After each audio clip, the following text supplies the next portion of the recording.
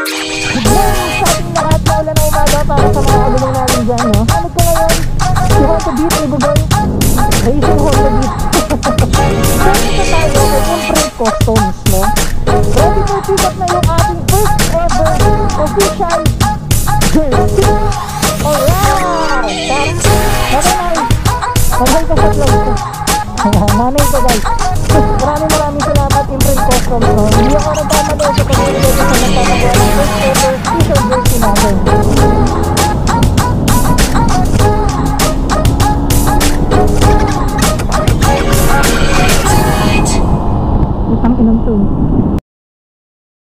What's up mga kagulong? Welcome back to another vlog of Brooks Motovlog.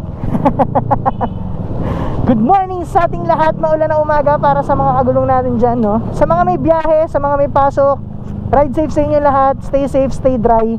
Pero pagkasakit ngayong panahon ng pandemya, guys, no? Kasi alam niyo naman, kunting ubot-sipon lang, baka mamaya COVID na agad, di ba? Kaya stay safe and stay dry. Ngayon maaari, kung walang lakad, bahay lang tayo, okay? So as you can see, gamit ko ngayon si Honda Beat ni Bugoy. Anong pangalan nitong Beat mo? Anong pangalan? Snow. So si Snow, gamit natin si Snow, no? Si Snow ang gamit natin today. Racing Honda Beat. So si Snow ang presidente, guys, ng Honda Beat White Nation, no?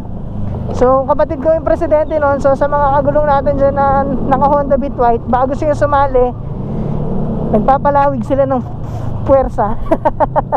Hindi, nagpapalawig sila ng kapatiran, parang ganon. So gusto nilang dumami, gusto nilang lumaki yung White Nation. So ayan, saligay sa kanila, no? So ngayon Honda Beat muna gamit natin, kasi pinapractice ko tong Honda Beat para masanay ako sa manibela, para masanay ako sa handling, masanay ako sa ano. Kasi sa mga hindi pa nakakaalam, no? Sa darating na September 24 mga kagulong, sasabak tayo sa racetrack. Yes. First time natin papasok ng racetrack, no? Sa Carmona. Sana naka-NMAX na, mabagal pa din. So first time natin sasabak sa racetrack, kaya kailangan i-condition ko yung sarili ko sa handling ito. Magkaiba kasi handling nitong Honda Beat niya tsaka nung NMAX ko. Mas mabigat yung manibela ng NMAX ko kaysa dito sa Honda Beat niya. Kaya ano, kailangan ko masanay, no? So nasanay na ako masyado sa NMAX. Kahit kay Andrew, kapag ginagamit ko si Andrew, iba yung handling ni Andrew, kaya naninibago talaga ako. Unlike kapag naka NMAX ako, sanay na yung katawan ko.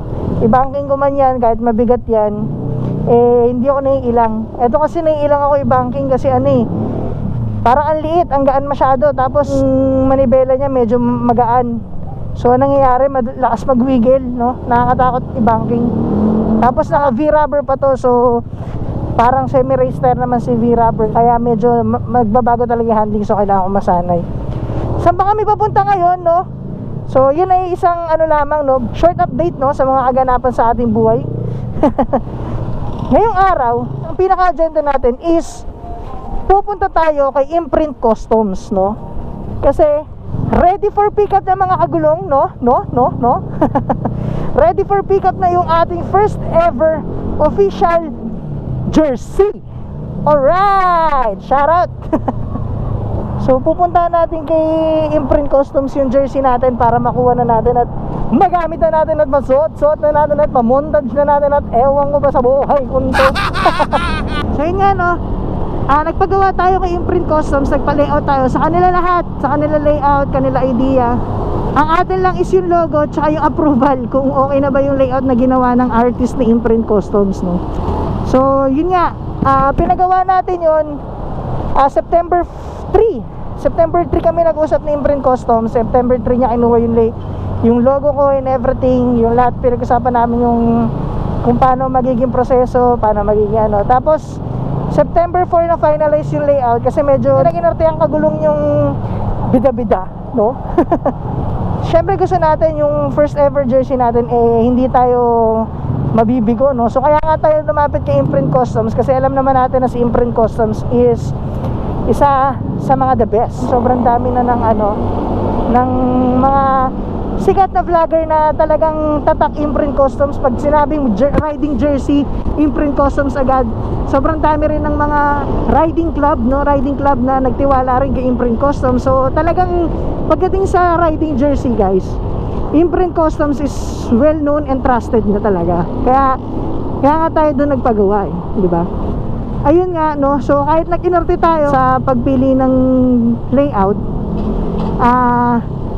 hindi tayo binigo ni Imprint Customs, no? And ginawa niya yung layout na gusto kong mangyari. Actually, hindi naman ako yung nag-layout. Para kumbaga meron lang ako konting pina-revise kung saan ilalagay yung brooks, ganyan, mga ganung bagay lang. So very minimal lang. Pero basically, yung buong layout is from Imprint Customs, no? Wala akong naging problema sa design niya. Doon sa mga pieces, sa mismong pinaka-layout, yung itsura nung t-shirt, yung itsura nung design, wala akong naging problema. Sobrang solid ng pagkakagawa. Unang bitaw pa lang ni Imprint, okay na kagad ako. Medyo ginawa ko lang, pinabago ko lang yung pwesto ng mga pangalan, no? Yung mga wordings, para mas nababasa yung pangalan natin. Mamaya ipapakita ko sa inyo yung final product nung jersey natin. Pero ngayon, ito, ipapakita ko sa inyo yung layout ni Imprint Customs. So, ayan, nasa taas. Sa taas siguro. Nandiyan sa taas yung approved layout ni Imprint Customs, no? So, ayan, tignan nyo dyan. Welcome back mga kagulong. So, naka-sniper na tayo, no? Sniper gaming tayo mga kagulong, no? Sobrang solid nitong motor na to. Ang pogi. Paka-pogi talaga sa personal na sniper. Pero hinay-hinay lang tayo sa pagmamaneho kasi hindi atin to. So pagpasensyahan nyo na ako kung mali-mali yung shifting natin. Kasi hindi naman talaga tayo sanay mag declutch na motor. Sanay talaga tayo ever since sa automatic. Kaya pagpasensyahan nyo na ako, guys. Huwag kayo magalit, ha? Ayun guys, no. So papunta na tayo ng Imprint ulit. So bye bye, Nay. Mag-hi ka sa vlog ko. Nanay ko, guys. Shoutout kay sir. Asan na si Bugoy? Sabi ko dito kami dumaan eh. Bye bye.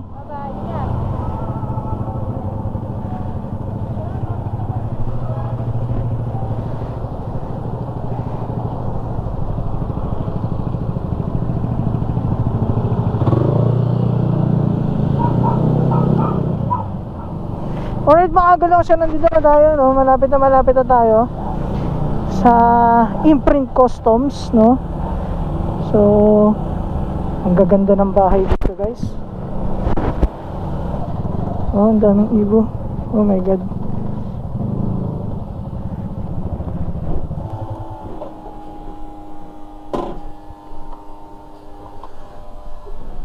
Ito ba yun? Ba't ang ingay? Ah, hindi. Yung ano yan? Radiator, yung fan. Balik ako mamaya, guys. Ito na kami. Alright mga kagulong. So ayan, nakuha natin mga jersey natin sa nandun. Shoutout Imprint Customs Headquarters.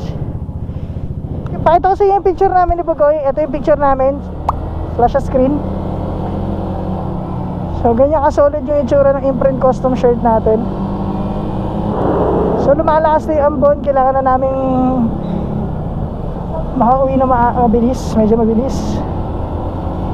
Shoutout Imprint Custom. Sobrang bilis ng pagkakagawa ng ano natin, ng jersey natin, no? Time frame na binigay sa akin ni Imprint Customs is 10 to 15 days. Kasi considerably na Imprint Customs yun, eh. So basically madami silang ginagawa, hindi lang yung jersey natin.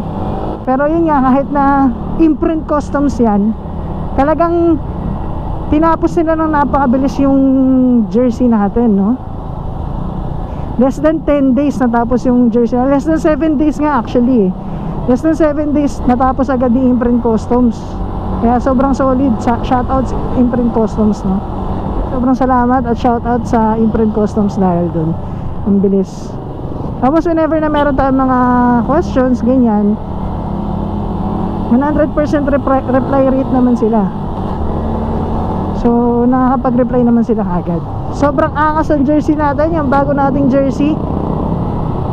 Sobrang ganda talaga. Kaya sobrang shout out. Maraming salamat Imprint Customs, no. Hindi ako nagkamali sa pagpili ko sa magpapagawa ng first ever jersey natin, no? Official jersey natin.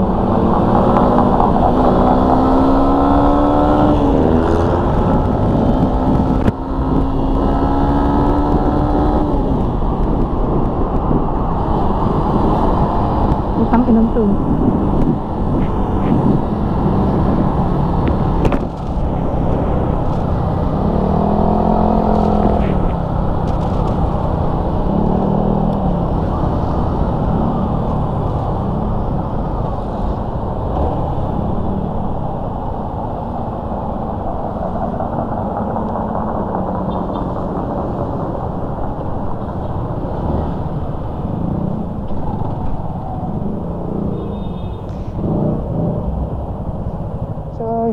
Ganda natin yung vlog dito.